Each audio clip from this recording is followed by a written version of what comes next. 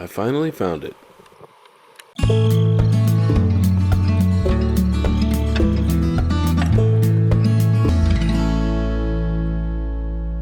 It's 9 o'clock in the morning, January 6th, 2023, and I'm just now starting my big year challenge. It's a personal challenge this year to see more birds than what is on my current life list, which I don't know the exact number, but it's around 350, which is not a lot considering I've been birding for 40 years or so. But I was a single parent, so there was a long period of time where I just didn't bird that much. I was just too busy raising kids and working. The reason I'm getting a late start on my personal big year challenge this year is because I had familial obligations and I was also sick. I had the sniffles. I don't know what it was. I don't know if it was the pollen or the plague. Actually, I think it was a cold. But I'm getting over it now. I'm over it enough now to go ahead and travel. I'm getting a late start this morning. I had to do some work, which couldn't be avoided, so there's that. But today I'm headed to Hagerman National Wildlife Refuge near Sherman, Texas. It's a good place to bird any time of the year, but right now there is a long-tailed duck that was seen for about a month through November and December, and then we had a hard freeze and it disappeared for a while. But it was seen again yesterday, so I'm hoping to see that. The long-tailed duck wouldn't be a life bird for me, but it will be a big year bird, so I'm going to go ahead and try and get that. I should be there in a couple hours or so. 2 hours later. Okay, I'm getting close to Hagerman National Wildlife Refuge, and so far today, while driving on the road, I saw American crow, red-tailed hawk, Eastern Meadowlark, American Kestrel, Northern flicker, European starling, Loggerhead Shrike, Northern Mockingbird, Black Vulture, Turkey Vulture, red-shouldered hawk, and Canada Goose. If I left any off,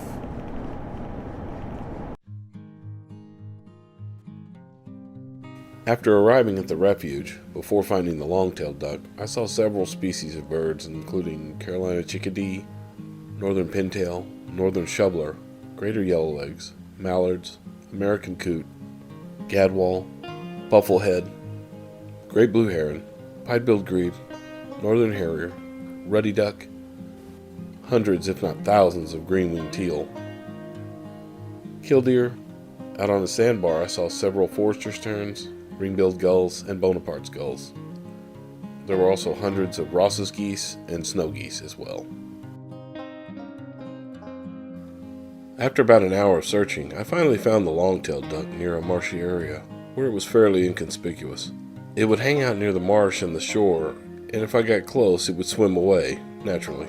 It seemed to prefer to keep about 75 feet between itself and people, which is understandable. That's my policy as well. Although it was reported as a female, it appears it was an immature male. This is the first long-tailed duck to be reported at the refuge in 13 to 14 years. Sightings of them are quite rare here. The long-tailed duck breeds in the Arctic and is a short to medium distance migrant. It winters mostly along the northern ocean coasts and the Great Lakes region of the United States, but some individuals stray further south to interior lakes, much to the delight of birders. Both breeding and non-breeding males are spectacular in appearance and have very long, slender tail feathers. Females lack the long tail feathers and are duller overall. Non-breeding females resemble immature males but have black crowns and their wings and chests are brown in color. The Cornell Lab of Ornithology reports that long-tailed ducks are prodigious divers and can feed as deep as 200 feet, swimming with their wings, catching invertebrates and small fish. For me, it is always exciting to see these little ocean ducks, and I can count on one hand the number of times I've seen them. After spending so much time with the long-tailed duck, I saw several other bird species including least sandpiper, red-winged blackbird, a bald eagle flying way overhead. Then I saw a ruby-crowned kinglet in the cattails snacking on some bugs.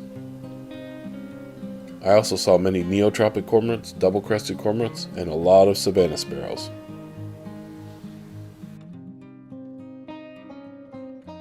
Another nice find was a Lapland Longspur. I spent quite a bit of time befriending it, which paid off nicely as it allowed me to stay within 15 feet of it for some time.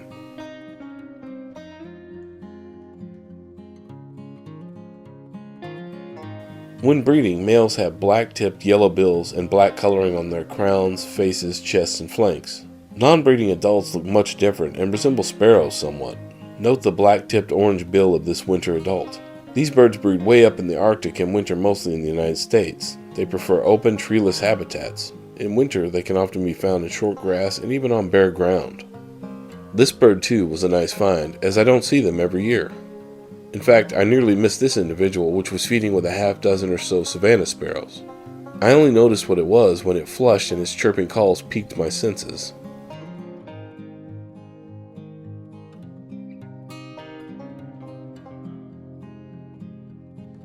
Before leaving the refuge, I found some Western Meadowlarks, which was nice because they aren't just super common in the area. They are winter visitors that head back west in the spring. If you've ever wondered how to tell the difference between an Eastern Meadowlark and a Western Meadowlark, here's a little tip. One way to distinguish the Eastern Meadowlark from the Western Meadowlark is between their calls. The calls are completely different between the species. However, hearing their calls is not always possible, especially in winter, when they don't call very much, if at all. The best way I know is to look at the face, and for that you'll need to see them up close, such as with binoculars or a long-lensed camera. Take a look at this Eastern Meadowlark. It has a white mustache coming down from the bill's lower mandible. It's well defined. If you look at this Western Meadowlark, there is yellow coloring encroaching on the white mustache.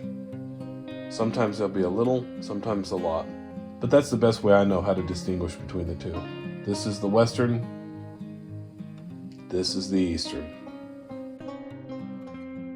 After leaving the refuge, I noticed a flock of Canada geese, They were in the middle of a field and at quite a distance. However, I could tell there was more than one species, and it appeared there were a few greater white-fronted geese there as well. I pulled over and shot some photos, and my suspicions were confirmed. As an added bonus, there were more than a few cackling geese there as well. In this photo, note the white faces of the greater white-fronted geese, from which they get their name. Also note the stubby little bills of the cackling geese.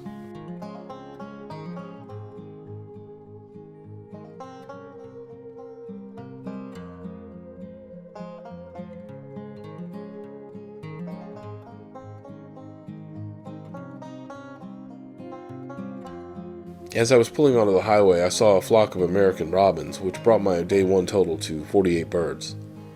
I should have seen more, but it's okay, because I'm sure I'll get them on the next visit. All in all, it was a great day, and I got to see a nice sunset and a full moon rising on the way home. Thank you for watching. I hope you enjoyed the video. Please like and share, and if you haven't already, please subscribe. If I dunk this basketball, you subscribe.